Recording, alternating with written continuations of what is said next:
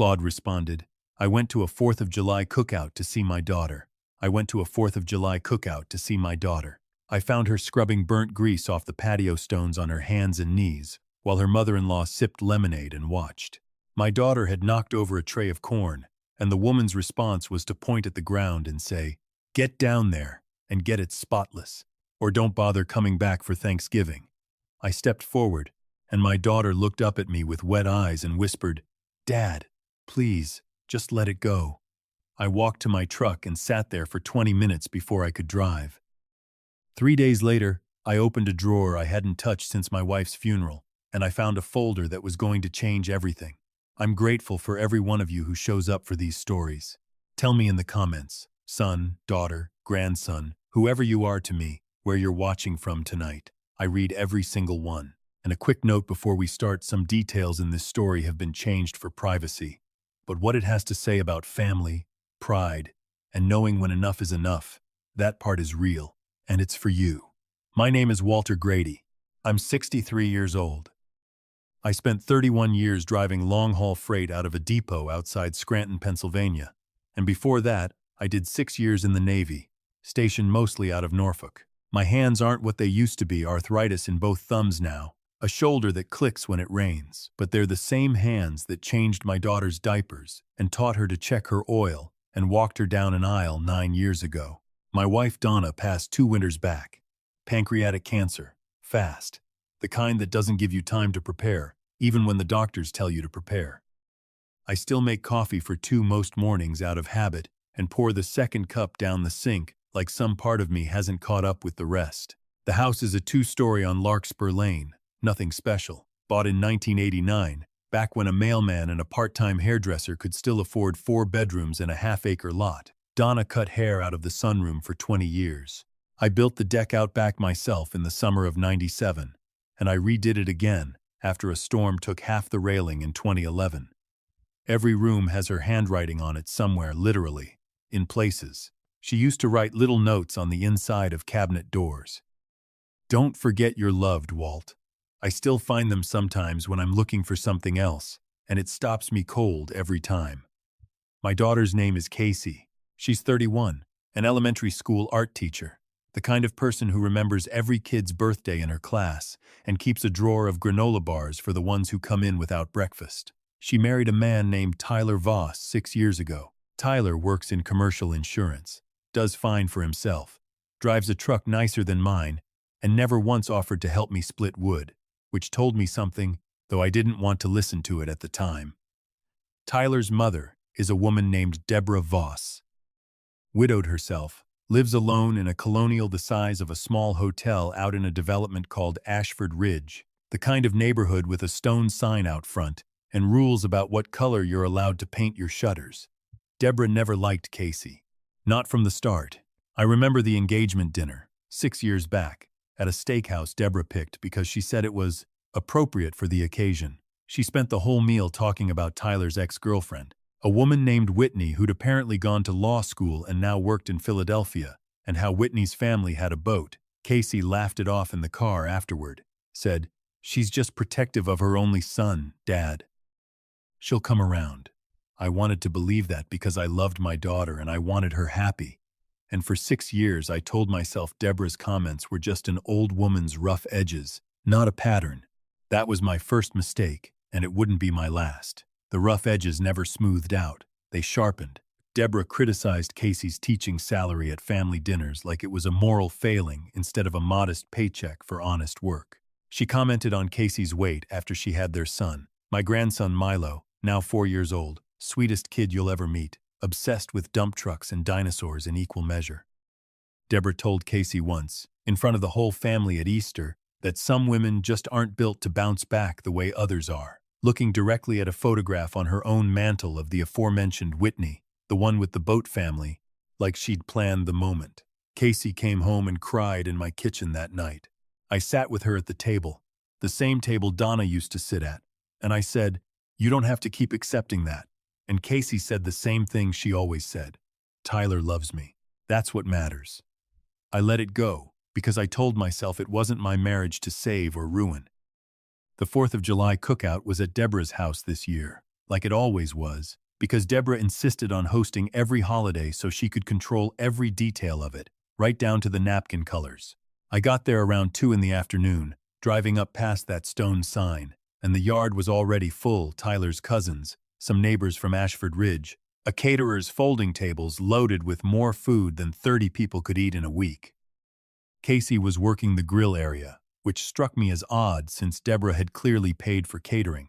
But I found out later that Deborah had specifically asked Casey to help manage the corn station because, in Deborah's words, "You're so good with your hands, dear, being a teacher and all," which was said with a smile that didn't reach anywhere near her eyes. I watched my daughter for 2 hours carry trays back and forth in 90-degree heat while Tyler sat with his cousins by the pool, a beer sweating in his hand, laughing at something on someone's phone. Deborah sat under a market umbrella in a linen dress, sipping lemonade a caterer kept refilling, occasionally calling out instructions to Casey like she was staff. "Casey, dear, the corn's browning too fast on the left side. Casey, we're low on napkins. Can you run and check the garage?" I told myself I was imagining the tone of it. I told myself that 6 times before 4 o'clock. At around 4:30, Casey was carrying a full tray of corn across the patio when her sandal caught the lip of a paving stone, and the tray went down corn, husks, melted butter, all of it scattered across 6 feet of stone in front of 30 guests. There was that half-second of silence you get after something breaks in public, everyone deciding how to react. And then Deborah stood up from her lounge chair, set her lemonade down with a deliberate little click on the glass table, and said, loud enough that conversation actually stopped around the pool, "Well, get down there and clean that up properly, Casey. Spotless. Or don't bother showing up for Thanksgiving, because clearly you can't be trusted around anything that matters to this family." My daughter, 31 years old, a college graduate, a mother, a woman who has stood in front of 25 second graders every day for 8 years and made them feel safe and capable, got down on her knees on that hot stone patio in front of everyone and started picking up corn with her bare hands, while her mother-in-law watched from a lounge chair, and Tyler, my son-in-law, did not move from his seat by the pool, not an inch. He glanced over, and I watched him glance over, and then he looked back at his phone. I started walking toward the patio. I didn't have a plan. I just knew my body was moving before my head caught up with it. Casey saw me coming, and her eyes went wide in a way I'd never seen before. Not fear of me, fear for me, fear of what I might say and what it might cost her, she said, barely above a whisper, just loud enough for me to hear over the pool filter. "Dad, please, just let it go. Please, it's fine." Her hands were shaking, corn husks stuck to her palm, butter running down her wrist. I stood there for what felt like an hour but was probably 4 seconds, and then I did the hardest thing I've ever done in my life. I turned around and walked to my truck. I sat in that truck in Deborah Voss's circular driveway for 20 minutes with the engine off, hands on the wheel, not driving anywhere, just breathing. I thought about every time in the last 6 years I'd told myself it wasn't my business. I thought about Donna and what she would have done, because Donna never once in 34 years of marriage let anybody speak to our daughter that way without answering for it. And I thought, not for the first time, that I had failed my daughter in the exact way you fail someone when you convince yourself that staying quiet is the same thing as staying out of it. Eventually, I drove home. I didn't call Casey that night. I didn't trust my voice yet. 3 days later, on a Saturday, I was cleaning out the hall closet, the one Donna used to call the black hole, full of old coats and shoeboxes of photographs we'd meant to organize for 15 years. I was looking for a specific winter coat when I found a manila folder tucked behind a box of Christmas ornaments, the kind of folder you use for tax documents. It wasn't mine. I recognized Donna's handwriting on the tab. It said, simply, "For Walt, when it's time." My chest went tight in a way I hadn't felt since the hospital room 2 years ago. I sat down right there on the closet floor and opened it. Inside were photocopies, bank statements, a handwritten timeline in Donna's careful cursive, and a letter addressed to me. Donna had been sick for 11 months before she died. In the last few of those months, when I thought she was resting in the afternoons, she'd apparently been making phone calls. The letter explained that about a year before her diagnosis, Donna had grown suspicious of Deborah Voss, not about the comments at dinner, which Donna had noticed and hated as much as I had. but about something else entirely. Donna had heard, secondhand through a mutual friend from her hair salon days, that Deborah had a pattern. That Tyler's first serious girlfriend, the Whitney with the boat family, hadn't left him for law school like everyone assumed. She'd been pushed out. And more than that, Donna had learned that Deborah had, years earlier, orchestrated something similar with her own late husband's family, a dispute over a family cabin in the Poconos that ended with Deborah's sister-in-law cut off from the family entirely and, according to the friend, financially ruined in the process, over what started as a minor property disagreement Deborah had deliberately inflamed. Donna's letter said she hadn't wanted to alarm me while she was fighting to stay alive, and she hadn't had proof, only patterns and instinct, the same instinct that told her which client at the salon was lying about being fine. But she'd done one thing before she got too sick to do it. She'd contacted a lawyer, an old client of hers from the salon named Renata Ibarra, and asked her to look into whether Casey and Tyler's house, which I now remembered, with a cold drop in my stomach. Tyler and Casey had bought 2 years into the marriage with a down payment that came partly from Deborah, had any liens, co-ownership arrangements, or unusual paperwork attached to it. Donna's letter ended, "Walt, if you're reading this, it means I'm gone, and you found the box. I couldn't finish digging, but something is wrong there, and our girl doesn't see it because she loves too hard to look straight at ugly things. Don't wait like you always do. Call Renata. Tell her I said it's time." I sat on that closet floor for a long time. Then I called the number on Renata Ibarra's card, which was paper-clipped to the folder, still legible after 2 years. Renata remembered Donna instantly, remembered their conversation from nearly 2 years back, and agreed to meet me that Monday morning at her office in downtown Scranton. Her office was small, second floor above a pharmacy, files stacked in towers that somehow made sense only to her. She was maybe 50, sharp-eyed, spoke fast and precise, the way people do when they've spent decades cutting through other people's excuses to get at facts. "Your wife called me 18 months before she passed," Renata said, pulling a thin folder from a locked drawer. "She wanted me to check the deed status on your daughter's house and to look into a name Deborah Voss, quietly, without anyone knowing. I found some things. Then Donna got sicker, our calls got shorter, and then I didn't hear from her again, and I assumed, given the circumstances, that it wasn't a priority anymore. I'm sorry I didn't follow up with you directly. I didn't know if you knew." "I didn't," I said. "Tell me what you found." Renata folded her hands. "The house Casey and Tyler live in isn't solely in Tyler's name, and it isn't jointly owned the way most married couples assume their home is. Deborah put $60,000 toward the down payment, and in exchange, she had her own attorney draft a private loan agreement. Not a gift. Tyler signed it. Casey never did, and I don't believe Casey has ever seen it. Under that agreement, Deborah can call the loan due, in full, at any time, with 90 days' notice, and if it isn't repaid, she has a contractual right to force the sale of the home and recover her $60,000 plus accrued interest first, before any equity gets split between Tyler and Casey in the event of a divorce." I felt something go cold and still in my chest. Why would she need that if she never planned for them to divorce? Renata looked at me steadily. "That's the question, isn't it? I did some more digging after your wife's calls stopped. There's a pattern with Deborah Voss, going back further than the Poconos cabin dispute. 2 employees of a small floral business she used to co-own with a woman named Iris Calloway ended up in a similar situation. Deborah structured what looked like generous help as leverage, and when the friendship or the relationship soured, she used the leverage to take control of the business entirely. I found court records. It isn't illegal, Mr. Grady. It's calculated, and it's cruel, but it isn't illegal, which is exactly why she's been able to do it more than once. I drove home that day feeling like the ground under Larkspur Lane had shifted 6 inches to the left. I didn't say anything to Casey yet. I needed to understand it fully before I brought it to my daughter, because I'd already learned, from the last 6 years of silence, what happens when you act on a feeling instead of a fact. Over the next 2 weeks, I did something I hadn't done since my Navy days, which was quiet, careful reconnaissance. I called an old friend from the depot, a man named Frank Dubrowski, whose niece had gone to high school with the infamous Whitney of the boat family. Frank made a call. Whitney, it turned out, was more than willing to talk once she understood I wasn't calling to defend Deborah.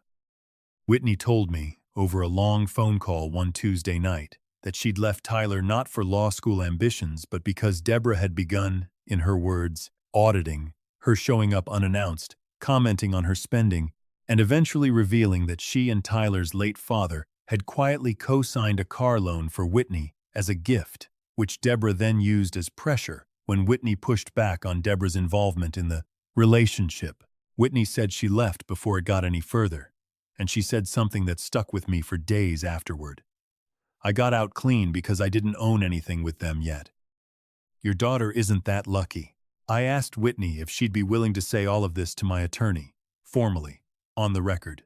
She was quiet for a moment, and then she said, I've been waiting 4 years for somebody to ask me that question the right way. Yes, I'll do it.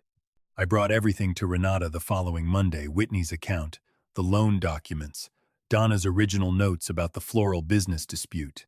Renata listened, made notes on a legal pad exactly the way I imagined Donna once described her doing, and then she said the words I'd been waiting to hear, without knowing I was waiting for them.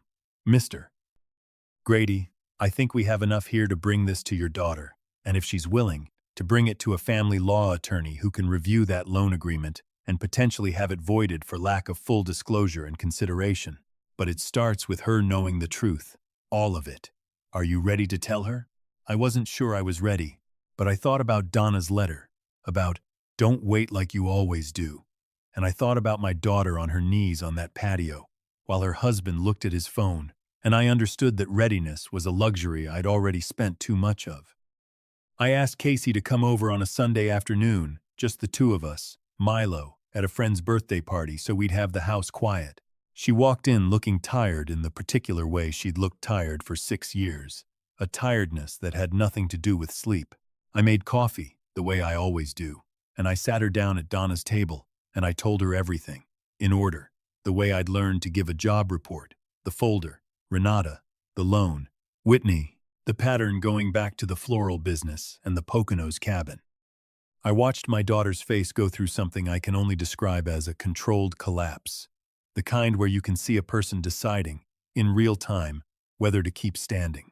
He never told me, she said finally, very quietly. 6 years married, and he never told me his mother owns part of our house. I don't think he thought of it as owning, I said. I think he thought of it as help. I don't think your husband is cruel, Casey. I think he's a man who's never once had to stand up to his mother, and he's built his whole life around not having to. Casey was quiet for a long time, turning her coffee mug in slow half circles on the table, the way her mother used to. Then she said, the corn tray, the kneeling. That wasn't the first time she's made me feel small in front of people. It was just the first time you saw it. And then, softer, I think some part of me has been waiting for someone else to say out loud that it wasn't okay, because I was tired of being the only one who thought so. I told her I was sorry, truly sorry, for 6 years of telling myself it wasn't my place, for driving home from that cookout instead of standing on that patio and telling Deborah Voss exactly what I thought of her, in front of every one of her guests. Casey reached across the table and put her hand over mine, the burn scar on my thumb from a torch accident back in '94, and she said, You're here now, Dad. That's what matters. Casey met with Renata's referral, a family law attorney named Preston Ojo, the following week. It took 2 months, 2 months of documents, of a forensic accountant reviewing the loan structure, of one extremely uncomfortable dinner where Casey finally confronted Tyler directly at our kitchen table, not Deborah's, with me in the next room, close enough to hear, but far enough to let it be theirs. Tyler, to his credit in that one moment at least, looked genuinely stricken to learn his mother had structured the down payment as a leverage instrument rather than a gift, and he signed on to the effort to have the loan agreement reviewed and voided for improper disclosure, over what I understood was a very tense phone call with his mother that ended with him hanging up on her for the first time in his adult life. The loan agreement was ultimately voided by mutual legal agreement rather than a courtroom fight, once Preston made clear to Deborah's own attorney that a public case involving Whitney's testimony and the floral business precedent would not reflect well on a woman who sat on 2 charity boards in Ashford Ridge. Deborah repaid nothing and lost her leverage entirely, which I understood, from the small, satisfied silence in Renata's voice when she called to tell me, was closer to a real consequence than money ever would have been for a woman like that. Thanksgiving came 5 months later. Casey hosted it herself this year, at her own house, the one that finally, fully, belonged to her and Tyler, and no one else. Deborah was invited. She came. She said very little, ate quickly, and left before dessert, and nobody stopped her at the door. Milo sat at the table between his parents with a paper turkey he'd made at school taped to his placemat, and Casey caught my eye across the table at one point and just smiled, small and tired and real, the kind of smile Donna used to give me across a room when something had finally gone right after going wrong for a long time. Before Deborah left that night, she paused at the door, and for one strange moment I thought she might say something like an apology. Instead, she looked at Casey and said, "You've gotten harder to deal with." Casey, standing straight, said, "I've gotten honest, Deborah. There's a difference." And she closed the door. I drove home that night past the turn for Larkspur Lane and sat in my driveway for a minute before going in, the way I had in Deborah's driveway 5 months earlier. Except this time it wasn't grief pinning me to the seat. It was something closer to peace. I thought about Donna, about the folder she'd left me, about how she'd spent her last strong months not resting like I thought, but working, quietly, to protect a daughter who couldn't yet see what needed protecting. She'd given me every tool. I just had to be the kind of man who was willing to open the closet. I am not somebody who hands out advice easily. 31 years hauling freight across this country taught me that most people don't want a lecture. They want somebody willing to show up and do the hard, unglamorous work beside them. But if this family taught me one thing this year, it's this: silence is not the same thing as peace, and staying out of it is not the same thing as respecting someone's boundaries. Sometimes the people you love the most need you to stop waiting for the perfect moment to say something, because the perfect moment doesn't come looking for you. You have to go looking for it, the way Donna did, quietly, from a hospital bed, when she had every excuse in the world to rest instead. In the end, this wasn't really a story about revenge, whatever Deborah Voss might call it if she ever tells her version. It was a story about a family finding the nerve to stop shrinking for somebody who was never going to be satisfied no matter how small they made themselves. If these stories mean something to you, if you've ever sat in your own driveway wondering whether you said enough, showed up enough, protected the people who needed it, tell me in the comments who you are to me tonight. Son, daughter, husband, wife, friend, and where in this country you're watching from. Every single one of you reminds me why these stories are worth telling. If this one reached you, pass it along to somebody carrying a silence of their own they haven't found the courage to break yet. And if you haven't already, stay close for the next one. Thank you for sitting with me through this whole story. It means more than I know how to say. Until next time, Claude responded, "Sometimes love isn't loud. It's a folder left in a closet, a quiet phone call made from a hospital bed when there was every reason to rest instead. Sometimes love isn't loud. It's a folder left in a closet, a quiet phone call made from a hospital bed when there was every reason to rest instead. Protecting the people we love doesn't always look brave in the moment, but showing up, even late, even scared, still counts. Don't wait for the perfect time to speak up for someone. Just go looking for it." A small note for you.